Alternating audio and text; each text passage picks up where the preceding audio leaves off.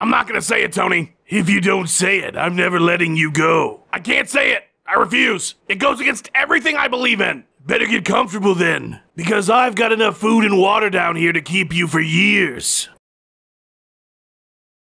Alright, look, Tony, this has gone on too long. I'll fucking say it, okay? Henry Cejudo and everything he does is hilarious. I look forward to all of the hilarious stuff he does on social media. I wish he would do even more than he already does. Ha! Wow, I can't believe you admitted that. What a loser. Glad I have it on tape forever. Yeah, okay, whatever. Now let me go, I got a fucking show to do. Actually, no, I don't think I will. Then you've left me with no choice. Incendio! Ah! Let's do this shit! What's up, fight fans? I'm the Hail Bob Clown of Mixed Martial Arts, Tommy Toehold, because I only show up once every 4,000 years. So much has happened since our last show. I mean, holy shit, you guys. Habib snatched up one of those new belts in 200-degree heat. Jeremy Stevens got his eye ripped out, and then everyone in Mexico threw a beer at him. Cyborg got terminated by the UFC, then rebuilt in Bellator. BJ Penn lost a fight outside a bar and then got cut before he could lose to Nick Lentz. And the UFC created a new one-time title for a fight between everyone's two favorite bad motherfuckers, and the winner will get the belt put on them by the fucking Rock. I'm not even sure MMA needs me anymore, this shit's so bizarre. And that's it! That's all that happened! Nothing else happened the whole time.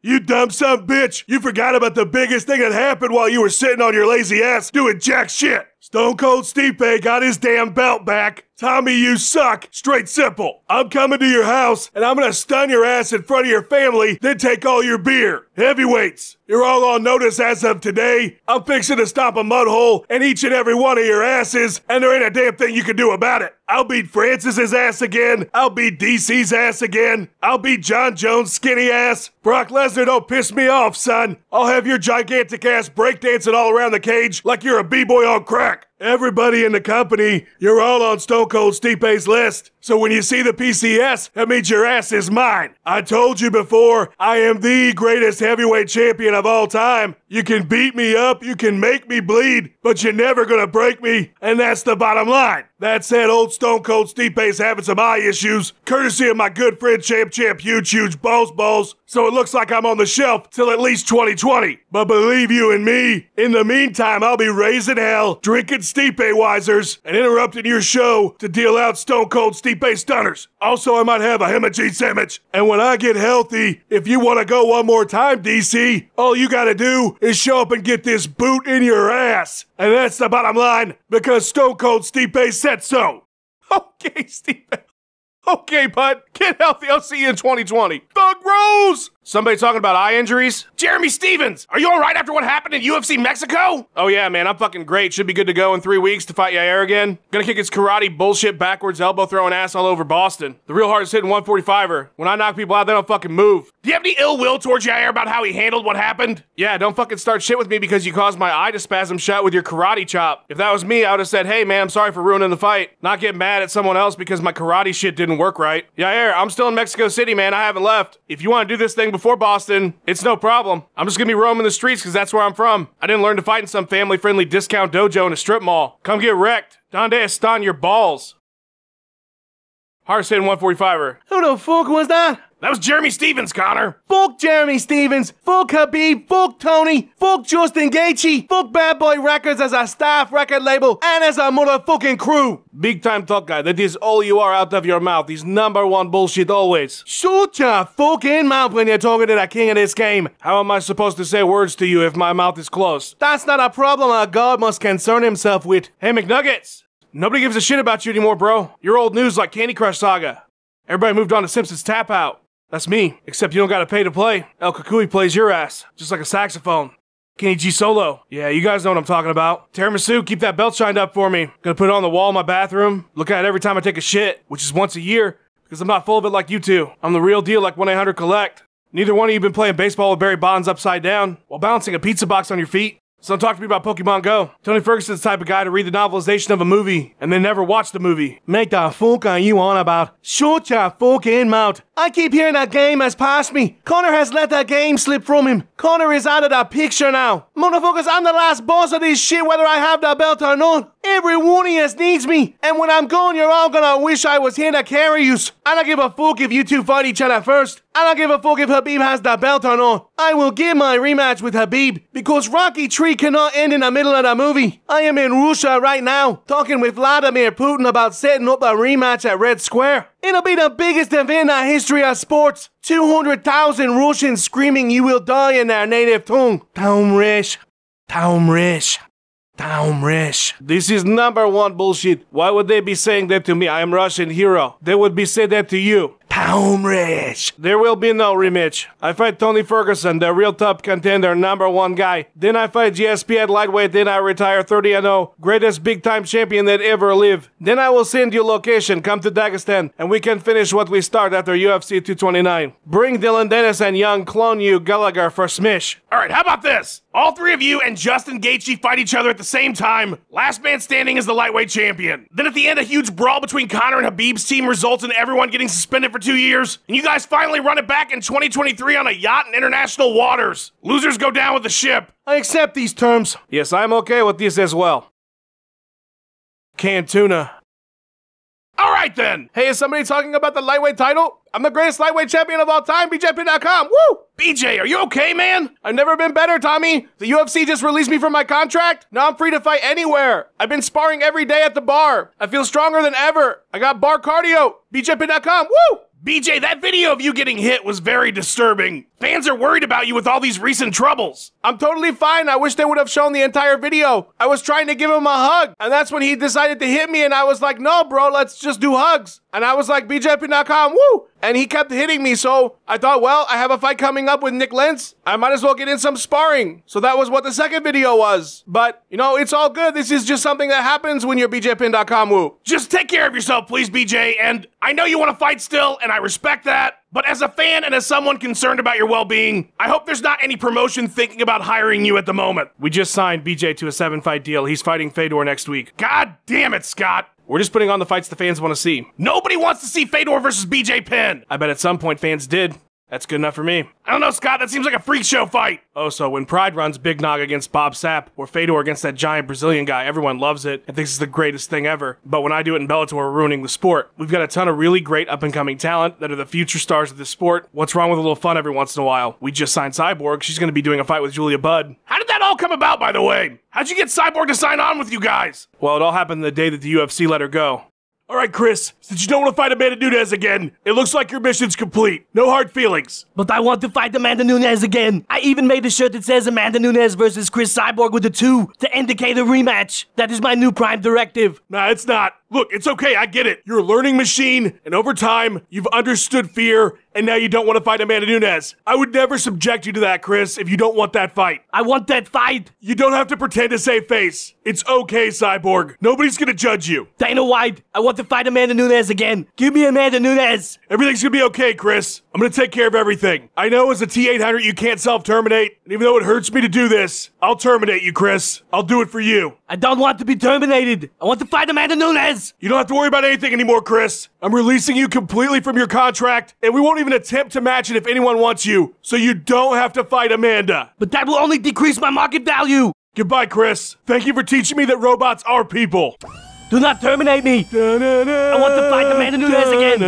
I don't understand. I'm ready to fight Amanda Nunes. Dana White, listen to me. I'm ready to negotiate for the rematch. I do not have fear of this fight. Let me fight Amanda Nunes again. Dana, I still want to be here. Dana, please give me the Amanda Nunes fight. You're free now, Genie. You're free. Turns out they forgot that her other arm was caught up in the gears when she fought Amanda, so we just rebuilt her using that technology and now she's good to go. Awesome! Anything big coming up on the horizon you want to announce? Absolutely. Starting this winter, we'll be doubling up on our Friday and Saturday combination card weekends, so there will now be 2 events on Friday and 2 Saturday night events simultaneously, one on DAZN and one on the Paramount Network. Our New Year's Eve card is going to be stacked up beyond belief. Dylan Dennis is going to fight Markiplier. The winner will face FouseyTube at SummerSlam. MVP is taking on a fry cook from the restaurant down the street. We're doing a UFC 1 rematch between Royce Gracie and Gerard Gordeau. Gegard Mousasi is going to fight both Pitbull brothers at the same same time. Obviously, Fedor versus BJ Penn 2, we already talked about that. Jake Hager is actually going to fight the real Jack Black this time. Cyborg is going to take on a mountain lion, and the entire event will take place during a Bellator kickboxing event, so everyone will be fighting in a combination cage ring hybrid. Also, the entire event is underwater. The prelims start at 9 a.m. and consist of 39 fights, so get there early. Who cares about any of this? Everything's about Instagram followers and how many retwitters people get. I just beat Lyoto Machida last night. I'm going to rematch Lovato for the middleweight title. I'm the best middleweight in the world. Does anybody care? No, nobody cares. Robert Whittaker and Israel Adesanya are filling up soccer stadiums for a middleweight fight. And you don't even mention me on your show because I'm not blonde and listen to fucking Taylor Swift. All these steroid cheating pieces of shit out here, and I've taken nothing in my whole life. But nobody cares. They love the steroid guys, and they have the huge fake muscles and their hard nipples. I'm sorry I don't have hard nipples. I guess maybe I would be more popular if I took steroids and posted pictures of expensive cars on my Instagram with my hard nipples. But instead I have to hear about all this bullshit with these cheating fucks. I'm going to win the belt and I'm going to show everyone that I'm the greatest middleweight in the entire world, and then I'll get nothing for it because you're all obsessed with the fucking Bachelor and who's Kristen Stewart dating. Go fuck your mother. Why you're interviewing these beta dorked virgin nerd losers? Who gives a fuck about Gegard Moushitti and Scott Coca-Cola? Nobody wants to hear from Stipe me fucking loser or Cyclops Stevens. BJ winsomefightsometime.com, bitch. This episode should be all about me and how great I am. I get my cardio from all the sex I have. I'm the real welterweight champ. Defending my title on the biggest card of the year, UFC 245, live from the only place that can handle it, Las Vegas. New York wasn't big enough. That's why those scrubs are fighting for the journeyman title there. The real year-end show is going to be Marty Fake Newsman versus the People's Champ. Whoa. What did you just say? The Rock, what are you doing here? You're not supposed to be here till the Jorge Masvidal segment. I said I'm the real welterweight champ. Now you better get lost, you fake-ass actor, before I stomp your ass all over Florida. No. After you said you were the real welterweight champion, what'd you say? Marty Fake Newsman? The fuck do you want, you gassed-up, bald, dick-looking motherfucker? It sounded like you called yourself the People's Champ. Yeah, you got a fucking problem with it, you beta nerd virgin fucking wrestling mark? Muhammad Ali, Manny Pacquiao, Michael Spinks, Diamond Dallas Page, Freddie Mitchell, Tito Ortiz, Tony Ferguson, Paul Wall, yours truly, The Rock. All great men, all known as the People's Champ. A name given to us by the millions and millions of our fans. Who in the blue hell appointed you as the People's Champ? I appointed myself the People's... It doesn't matter who appointed you the People's Champ! Listen, The Rock doesn't have any issues with what you do in the cage. You are a real-world, living, breathing, ass-kicking badass. One of the best welterweight fighters alive today. What you did to Robbie Lawler, unprecedented. The Rock has never seen so much volume, such a pace put on my man Robbie. The Rock doesn't have any issues with you as a fighter, and even if he did, who the fuck is The Rock? My problem with you, Colby, is that your gimmick absolutely sucks. I know what you're trying to do. We all know what you're trying to do. But is it really heel heat? Is it gonna make you the big draw? Or is it gonna make all your friends just want to fight you on sight and maybe sell a few extra 1,000 tickets? That's what we call X-Pac heat. It's like somebody gave you half my lines, half of Ric Flair's, Captain America took a shit on your face, then he hit you with his shield, giving you a concussion, put some sunglasses on you, then told you to do 450 interviews a week. The problem with you imitating the Nature Boy, Colby, the problem with you imitating the most electrifying man in sports entertainment is that you're not the most electrifying. You're not limousine riding, jet flying, wheeling, dealing, kiss stealing. No, you're the hard-working, quiet type who never feels like they got what they deserved. I know you've been having issues with the UFC. They're not giving you the pay you want and the push you want. Colby Covington, the perfect gimmick for you would be Sting. Not Surfer Sting. I'm talking 1999 emo Sting. You can wander around the rafters during the event with your clown makeup on, wearing all black, brooding about how you're not getting enough money, or enough of a push, or how your strudel itches because you've been buying too much pie. Then every once in a while you come down from the rafters, you fuck people up. The best part is you know your role, you shut your mouth, and when you're done we don't have to hear you speak. Oh, and one more thing before The Rock goes. Take that interim belt you're carrying around, shine that sumbitch up real nice, turn it sideways, and put it on the wall of your trophy room because that's an incredible accomplishment. If you smell what The Rock is cooking. That's my dude, The Rock, 305 representing. Jorge, do you have anything to say to Colby? That's just what he wants me to do, man. I don't need to talk about that peasant to get paid. This isn't pretend fairy tale time. I'm not selling my soul for a couple bucks. If he wants to pull up on me, he can, but otherwise, I don't want to play this game that he plays for likes. At the end of the day, people want to see fights, not talking. People identify with my pure violence. He brings pure hugging, so nothing else needs to be said. He knows it's on site from here forward. We can just leave it at that and talk about something else. Jorge, ever since this fight with Nate Diaz was announced, I swear to God you're on ESPN more than Scott Van Pelt. Yeah, it's been crazy, but honestly, and not to sound arrogant, it's been expected, man. I've been baptizing dudes since I was like 6 years old. I got all these tools sharpened and ready. It just took some time for me to realize I needed to take the judges out of the equation. So I took the old Jorge and dumped him off in the swamps. He's gator food now. The new Jorge is here to pass out the deluxe dinner platter that comes with an extra side of mac and cheese. This event, UFC 244, what I'm getting paid is super necessary, but people are gonna be mad when they find out how much I'm making. But the way I see it is the juice has been running since I started, so I'm getting what I was owed with compound interest. Jorge, what's next for you after this fight? I got big plans, but we'll just keep it at that. I don't want to give too much away. It's resurrection season. Lots of dudes on the list, you'll see. I wish I could be that cool. Everything you just said was so cool, and you weren't even trying to be cool. I'm stealing everything you just said. Nate, you did it again. Out of fucking nowhere, you're suddenly the biggest fight in the world. You disappear for 3 years, then you beat the shit out of one of the welterweight division's top fighters. Now you're headlining what will probably end up being the highest selling pay-per-view of 2019. How the fuck do you do it, man? Yeah, that's that real West Coast gangster ninja shit. Disappear, then reappear, rip your heart out your chest, then ghost. I told you guys after I beat Connor twice, I'm the money fight now. I don't have to do anything until I want to do it against real fighters. I'm not trying to come here and fight these mark-ass, punk-ass, motherfucking dork-ass, motherfucking mark-ass punks who got like 15 Instagram followers and some wrestling trophies. I'm trying to fight real motherfucking hitters and people that fans actually know for real. Fucking Anthony Pettis was on the Wheaties box, and he actually fights. That's a real fight. I never fought anybody that's been on a cereal box, except for Captain Crunch when he tried to steal some weed from me. But like, that's what I'm talking about. I want real fights against real motherfuckers that don't need me to make them famous. Jorge Masvidal's all been in this game since way back on the streets with Kimbo. He's a real-ass motherfucking fighter. That's what this MMA shit's about. Fuck all this clown shit going on in this sport. This ain't it chapter 5. It's kill or be killed. And now that I got a pocket full of cash, I don't have to sit there and take 15 and 15 to fight some boring-ass dudes. They're gonna try to wrestle me into the ground the whole fight. Fuck that. Now with hitters, pay-per-view main events, it's stacks of cash. Nate, I need you to come back for the shout-outs at the end. Hey, I'll be there. You motherfuckers better be there too. That's what's up.